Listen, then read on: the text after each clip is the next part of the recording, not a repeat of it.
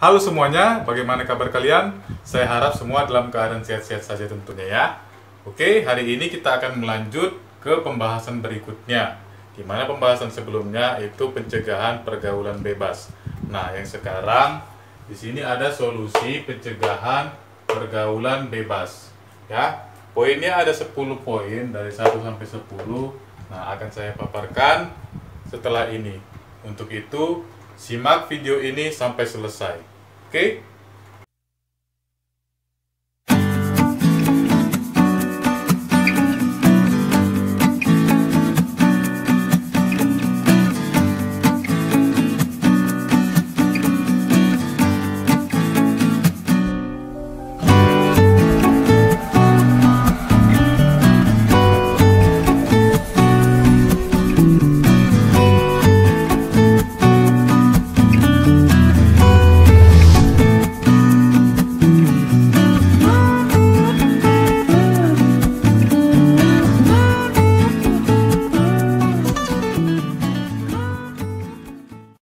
Yo guys, tekan tombol subscribe ya.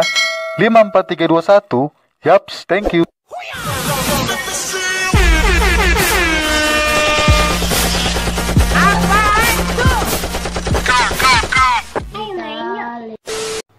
Baiklah, yang pertama ada perbaiki cara pandang. Nah, tentunya kalian harus memiliki cara pandang yang baik dalam optimis dan hidup oleh kenyataan. Jadi, contohnya ya, seperti sekarang ini, kalian memiliki status sebagai seorang pelajar. Namun, apabila ada di antara kalian yang memiliki angan-angan tertentu, mungkin seperti ingin menjadi seorang penyanyi, selebritis, atau dan lain-lainnya, ya tentunya kalian harus memiliki proses, di mana proses tersebut yang harus kalian lalui. Jadi, apabila kalian sekarang ini nyatanya seorang pelajar, ya kalian harus bisa melihat kembali diri kalian sendiri, bahwasanya jangan sampai angan-angan menutupi kenyataannya. Kira-kira seperti itu ya. Oke, selanjutnya ada nomor 2, menjaga pola hidup. Ya. Sebagai seorang pelajar, tentunya kalian harus bisa mengatur pola hidup kalian, baik itu melakukan kegiatan, aktivitas yang bermanfaat bagi diri kalian sendiri tentunya untuk masa depan kalian. Seperti contoh, apabila kalian memiliki waktu luang, kalian bisa juga mengikuti les atau bimbingan belajar di luar daripada sekolah, atau juga menyalurkan hobi ataupun bakat kalian yang kalian miliki, seperti yang memiliki bakat menyanyi, olahraga, menari, dan lain sebagainya. Setelah itu, yang ketiga ada jujur pada diri sendiri. Nah, di sini juga kalian harus dituntut menjadi diri sendiri, tidak menjadi orang lain, ya. Begitu juga dengan perkataan ataupun apa yang ingin kalian sampaikan kepada orang lain. Jadi kalau misalnya pada diri sendiri kalian sudah bohong, tentunya kalian pasti sudah bisa berani bohong kepada orang lain. Tentunya kalau orang yang suka berbohong pasti tidak disukai orang lain. Jadi kita harus menanamkan rasa jujur pada diri sendiri kita supaya kita diterima orang lain. Kemudian yang keempat ada memperbaiki cara berkomunikasi. Nah, sebagai seorang pelajar tentunya kalian harus bisa menjaga komunikasi yang baik kepada orang-orang di sekeliling kalian, baik itu di lingkungan rumah, sekolah, ataupun di mana kalian berada. Karena apa? Karena tentunya sebagai seorang pelajar yang baik, cara berkomunikasi kalian pasti akan dinilai oleh orang-orang sekeliling. Jadi kalau misalnya komunikasi kalian baik, dalam arti kalian tidak bermusuhan dengan orang-orang sekeliling kalian, maka semua kalian anggap jadi teman, dan mereka menganggap Anda sebagai seorang teman, bukan sebagai musuh. Oke? Baiklah, yang kelima, perlunya remaja berpikir untuk masa depan. Ya, tentunya ini harus dimiliki oleh setiap atau seorang remaja. Karena apa? Ini adalah merupakan suatu tujuan, di mana kalian itu sebagai seorang pelajar harus memiliki keinginan untuk masa depan kalian lebih cerah. Jadi sama juga contohnya seperti ini. Saya lapar, jadi saya harus makan. Supaya apa? Berarti supaya kenyang. Ya, apabila saya mengantuk, saya tidur. Supaya apa? Tidak mengantuk. Ya. Sama juga halnya seperti yang nomor 5 ini. Jadi gini nak, kalian dari sekarang harus memiliki keinginan atau cita-cita yang pasti. Ya, baik itu dari kemampuan kalian, harus kalian asah sebagus mungkin supaya kelak di kemudian hari keinginan atau cita-cita kalian itu bisa tercapai dengan baik. Jadi nggak mungkin kan kalian dari sekarang sekolah toh nantinya kalian pekerjaannya yang tidak kalian inginkan. Tapi untuk menempuh hal itu kalian harus berusaha dengan sebagus mungkin. Ya. Setelah itu menanamkan nilai ketimuran. Yang dimaksud di sini adalah dengan masuknya budaya asing atau budaya kebaratan ke negara kita, tentunya kita harus bisa menjaga atau membatasi hal-hal yang harus kita lakukan dan hal-hal yang tidak kita lakukan. Jadi menanamkan budaya ketimuran ini bisa saja di antara kalian yang memiliki tradisi atau budaya, kalian meneruskannya dalam arti nilai ketimuran ini tidak melanggar atau menyalah daripada norma-norma yang berlaku. Ya, contohnya apabila ada tari tradisi, tentunya kalian harus membudayakan tarian tersebut, nyanyian-nyanyian yang bisa dikatakan dari adat istiadat, kalian harus melestarikannya. Sama juga dengan menjaga bagaimana budaya kalian lebih baik lagi daripada budaya asing yang hendak masuk pada diri kalian masing-masing. Berikutnya, mengurangi menonton televisi. Nah, yang dimaksud di sini adalah mengurangi. Kata mengurangi ini tidak terlalu banyak menonton televisi. Kalian tidak dilarang untuk menonton televisi, hanya saja kalian harus bisa membatasi dalam penggunaan menonton televisi. Ya, karena apa? Karena sekarang ini atau zaman sekarang inilah bisa dikatakan sudah banyak televisi swasta yang membuat film atau siaran-siaran agar rating mereka semakin naik dan banyak ditonton oleh masyarakat. Namun pada siaran tersebut saya rasa nilai-nilai atau norma-norma yang ditujuankan atau dibuat itu masih kurang ya, atau masih minim.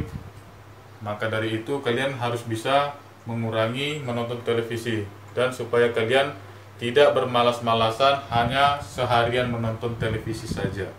Oke. Yang ke-8, banyak beraktivitas secara positif. Aktivitas yang dimaksud boleh jadi olahraga ataupun beribadah, bisa juga membantu pekerjaan rumah atau membantu orang tua ya, atau membereskan kamar, mengerjakan PR, ikut bimbel di luar. Itu banyak sekali aktivitas positif yang bisa dilakukan. Supaya apa?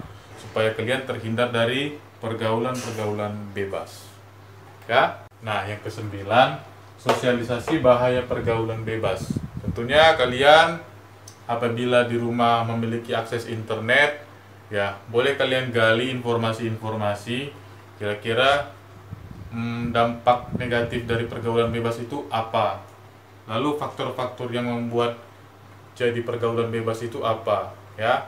Selain dari buku dan bimbingan dari saya, tentunya kalian bisa juga harus melihat informasi-informasi bagaimana sih dampak negatif dari pergaulan bebas, karena tentunya pergaulan bebas ini sangat-sangat buruk di mata masyarakat. Untuk itu silahkan kalian cari informasi-informasi dari internet. Oke. Nah, dan yang terakhir, menegakkan aturan hukum ya. Oke, baiklah, di sini saya sedikit menjelaskan dan mengingat bahwasanya di internet itu sekarang sudah banyak yang memberikan sosialisasi, baik itu memberikan bantuan, sembako atau dan lainnya, ya, sehingga popularitas dan ketenaran mereka semakin naik tanpa mereka tidak mempunyai cara pandang yang baik apabila tindakannya itu tidak wajar atau tidak diperbolehkan. Ya, contohnya seperti ini. Apabila di antara kalian ingin bersedekah, ya bersedekahlah sewajarnya, seikhlasnya, setulusnya. Jangan kalian memberikan, ingin bersedekah tapi kalian memberikan suatu hal yang tidak baik, ya, sehingga yang menerima sedekah tersebut kalian kecewakan atau mereka jadi kesal. Ya, karena apa? Itu merupakan, ya, pelanggaran hukum. Sama juga seperti kalian apabila ingin mengambil barang milik orang lain. Apabila kalian menginginkan sesuatu, kalian menabung. Ya. Kalian bisa menabung atau menyisihkan jajan kalian tanpa mencuri atau mengambil barang milik orang lain. Itu sangat fatal. Juga pada narkoba, itu juga melanggar hukum. Makanya kalian harus bisa menjauhi yang namanya narkoba dan seks bebas. Kalau bisa jangan sampai kalian terpengaruh oleh hal-hal tersebut. Oke? Baik, sekarang kita ke pembahasan berikutnya, yaitu faktor yang mempengaruhi pergaulan remaja. Tentunya kalian sebagai remaja, kalian harus bisa tahu faktor-faktor yang mempengaruhi pergaulan remaja tersebut. Yang pertama ada kondisi fisik, yang kedua kebebasan emosional, yang ketiga interaksi sosial, yang keempat pengetahuan kemampuan diri, yang kelima penguasaan diri terhadap nilai-nilai moral dan agama. Nah, kelima ini di sebelumnya sudah saya paparkan dengan jelas. Jadi kelima ini merupakan faktor-faktor yang mempengaruhi pergaulan remaja. Nah, selanjutnya cara menghindari pergaulan bebas di kalangan pelajar. Oke, nah ini akan saya paparkan dengan jelas. Saya harap kalian bisa menyimak dengan baik ya. Ingat kepada orang tua yang pertama. Tentunya apabila kalian ingin melakukan suatu hal yang belum pernah kalian lakukan, ya, namun kalian rasa itu hal negatif. Jadi saya rasa kalian harus bisa, ya, menahan diri untuk tidak melakukan hal tersebut. Karena apa? Kalau kalian melakukan hal tersebut dampaknya negatif, orang tua kalian pun jadi pusing mikirkannya gara-gara itu menjadikan suatu masalah. Makanya kalian harus bisa ingat kepada orang tua, ya. Karena orang tua merupakan salah satu bisa dibilang guru tapi di rumah. Jadi guru kalian di sekolah itu kami, guru di rumah itu adalah orang tua. Jadi jangan sampai orang tua kalian kecewa karena tingkah laku kalian yang tidak baik. Oke, jelas ya. Nomor 2, perbanyak aktivitas positif seperti yang saya sampaikan sebelumnya, kayak ikut les, olahraga, ibadah, dan lain-lain ya. Yang ketiga, mentaati peraturan hukum yang berlaku. Tentunya kalian harus paham, ya, di mana aturan-aturan hukum yang dibuat oleh pemerintah, oleh negara, gitu ya. Supaya apa? Supaya kalau kalian tahu badan hukum, di mana badan hukum tersebut membuat undang-undang, kalian harus bisa mematuhinya, bukan malah melanggarnya. Saya. Yang keempat, bergaul dengan orang baik. Ya, ini tentu saja apabila kalian bergaul dengan orang-orang yang memiliki iman yang kuat, rajin beribadah, tidak suka melakukan hal-hal yang negatif, maka tentunya kalian bisa juga menjadi pribadi yang lebih baik lagi. Oke? Baiklah, sekarang kita ke pembahasan berikutnya ya. Prinsip-prinsip etika pergaulan remaja. Yang pertama ada hak dan kewajiban. Ya. Hak dan kewajiban ini harus kalian ketahui. Di mana sebagai status pelajar kalian mendapatkan ya, atau menuntut hak mendapatkan ilmu dan pengetahuan dari sekolah atau dari guru masing-masing. Kewajiban kalian adalah memberikan SPP dan menyelesaikan tugas dan PR. Ya, itu sebagai status seorang pelajar. Oke. Nah, kalau sebagai anak, ya, hak kalian adalah meminta kepada orang tua, yaitu pembayaran SPP atau iuran sekolah. Ya. Untuk kewajiban kalian adalah membantu pekerjaan di rumah orang tua kalian. Ya. Jadi apa yang bisa kalian bantu, baik mungkin contohnya seperti membersihkan tempat tidur, membersihkan halaman rumah, itu tentunya kewajiban kalian sebagai seorang anak. Bisa ya? Oke. Yang kedua, tata tertib dan disiplin. Ya. Ini harus kalian tanamkan pada diri kalian. Tentunya walaupun di rumah ataupun di luar rumah. Karena apa? Kalian harus memiliki tata tertib yang baik supaya kalian apa? Supaya kalian itu dicintai oleh orang sekeliling kalian atau orang masyarakat. Dan disiplin di sini, kalian dalam melakukan kegiatan usahakan jangan terlambat. Ya, lakukanlah sebelum waktu yang ditentukan. Saya. Yang ketiga, kesopanan. Ini kesopanan pada nilai sikap, baik kalian sedang berbicara, sedang duduk, berdiri, dan melakukan aktivitas, kalian harus sopan terhadap orang yang lebih tua dan menghargai orang yang lebih muda daripada kalian. Yang keempat, kesederhanaan. Nah, ini sangat penting karena kalian tidak butuh yang namanya bisa dikatakan lawan kata kesederhanaan, kemewahan yang tak terbatas. Ya, tentunya orang yang berkelebihan pasti dia bisa memiliki gaya hidup yang sederhana. Supaya apa? Supaya dia tidak jatuh pada kesombongannya.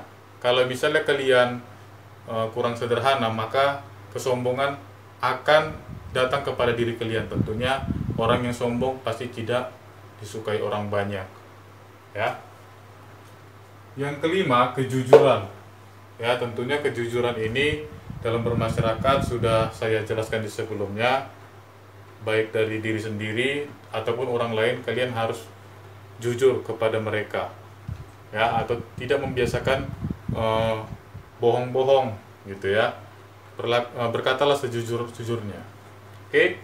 Yang keenam, ada keadilan. Nah, keadilan dalam bergaul juga kalian harus bisa adil. Kalau belum bisa dikatakan mengadili antara kawan dengan kawan satunya yang sedang berkelahi, ya, atau menentukan pilihan, maka kalian juga dalam diri kalian harus bisa berlaku adil, ya. Contoh kecil, misalnya ada satu buah kue dan di situ hanya ada kamu dengan adikmu. Kamu bisa membagikan itu menjadi 2 bagian untuk kalian makan. Bukan karena berarti kamu lebih besar, kamu mendapatkan bagian yang lebih banyak daripada adikmu. Oke. Yang ketujuh, ada cinta dan kasih. Cinta kasih ini merupakan rasa yang diberikan, ya, perlindungan, rasa peduli, begitulah, kepada sesama ataupun saudara masing-masing. Jadi harusnya kalian sangat miris apabila remaja sekarang ini kurang memiliki cinta dan kasih, terutama kepada saudaranya sendiri. Karena apa? Saudara sendiri merupakan bagian keluarga, ya kan? Bagian keluarga di mana nanti ketika kita susah ataupun bahagia, kita bisa bercerita dengan berkumpul bersama mereka. Jadi kita harus saling memiliki rasa cinta dan kasih kepada orang ataupun saudara kita. Oke.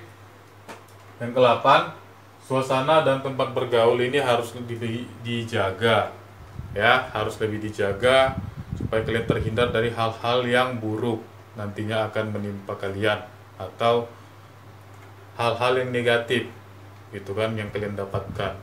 Jadi contohnya kalian bisa bergaul dengan orang-orang yang rajin ke tempat ibadah rajin mengerjakan PR, bukan malah kalian bergaul dengan orang-orang yang malas belajar, malas tidak mengerjakan PR. Oke, pintar-pintarlah dalam memilih pergaulan atau teman. Saya. Baiklah, sekarang kita memasuki ke pembahasan yang terakhir, yaitu prinsip dasar pergaulan sehat. Jadi ada 6 prinsip dasar pergaulan sehat. Jadi yang pertama ya, saling menyadari dan saling membutuhkan. Apa yang dimaksud di sini? Saling menyadari. Jadi bahwasanya kepada sesama teman atau sesama orang ataupun sesama saudara, kita itu harus sadar ya, bahwasanya kita adalah makhluk sosial. Dalam arti kita tidak bisa hidup dengan sendirinya.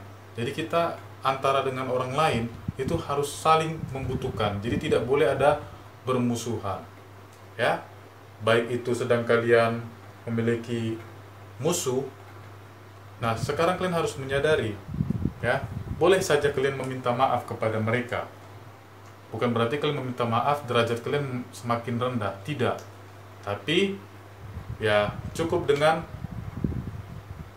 meminta maaf kepada mereka. Jadi dari situ mereka akan tersadar bahwasanya kalian memiliki jiwa yang besar. Karena apa? Karena tentunya setiap manusia kita adalah saling membutuhkan. Oke? Nah, yang kedua, hubungan memberi nilai positif bagi kedua belah pihak. Ya. Memberikan nilai positif. Jadi, misalkan seperti ini. Teman saya mengalami yang namanya bisa dibilang musibah atau masalah yang membutuhkan dana, ya, ataupun katakanlah sebagai seorang pelajar. Misalnya saya sebagai seorang pelajar, ya, apabila di waktu hari ini saya tidak dapat menyelesaikan tugas dan PR saya karena saya sedang sakit, ya, tentu saja saya meminta tolong kepada teman saya yang sudah menyelesaikan tugasnya, ya. Namun di kemudian hari, ketika dia sakit, dia minta tolong untuk bagaimana diskusi tugasnya, saya hanya mengabaikannya, bahkan tidak memberikan yang terbaik kepadanya. Itu salah. Karena apa? Perhatikan di nomor 2 ini, hubungan memberikan nilai positif. Jadi nilai positif yang dimaksud di sini adalah bukan berarti air susu dibalas dengan air tuba. Itu salah ya. Jadi kalau orang baik kita balaslah kebaikannya. Bukan berarti orang salah kita jadi menyalahkannya atau menjahatinya. Kalau dia salah, kita akan memberikan nasihat. Nanti akan kita bahas setelah ini. Oke, nomor 3, saling menghormati dan menghargai. Ini sudah saya sampaikan tadi, kepada sesama manusia kita harus ada rasa saling menghargai yang lebih muda dan menghormati orang yang lebih tua dari kita. Yang keempat, tidak berprasangka buruk. Nah, hal curiga, tidak percaya. Misalkan kita memiliki teman yang sudah kita percayakan sebelumnya, tapi di satu sisi kita tidak percaya bahwasanya yang dikatakan dia itu tidak benar. Itu boleh-boleh saja, tetapi kita tidak boleh memiliki prasangka buruk yang berlebih, ya, sehingga menyakiti perasaannya atau menyinggung perasaannya. Oke? Yang kelima, saling memahami perbedaan. Nah, kita ini seorang manusia diciptakan oleh Tuhan, itu tidak ada yang sama. Ya, tidak ada yang sama dari bentuk hidung, mata, rambut, bahkan warna kulit sekalipun. Jadi, kita harus menghargai yang namanya perbedaan. Ya, baik itu dari sisi agama juga, baik dari kebiasaan, kita harus saling menghargai perbedaan tersebut supaya tidak ada keributan ataupun tidak ada perpecahan di antara kita tentunya. Oke, yang keenam, saling memberikan nasihat. Nah, ini saling memberikan nasihat. Misalnya kita punya kawan kita itu sedang menghadapi masalah, mungkin dia ribut dengan keluarganya. Jadi kita sebagai teman yang baik tentunya kita harus memberikan nasihat yang baik supaya dia kembali ke keluarganya dan berdamai dengan keluarganya tersebut. Bukan malah kita memperkeruh keadaan, bahkan kita menyuruh dia untuk memusuhi keluarganya, itu salah. Oke, sekiranya ini yang bisa saya sampaikan kepada kalian. Ya mudah-mudahan bisa kalian terima dengan baik, dan apabila ada perkataan saya yang kurang pas, mohon dimaafkan. Baiklah, sampai jumpa di pertemuan berikutnya. Salam dari Bapak. Stay healthy and always strong.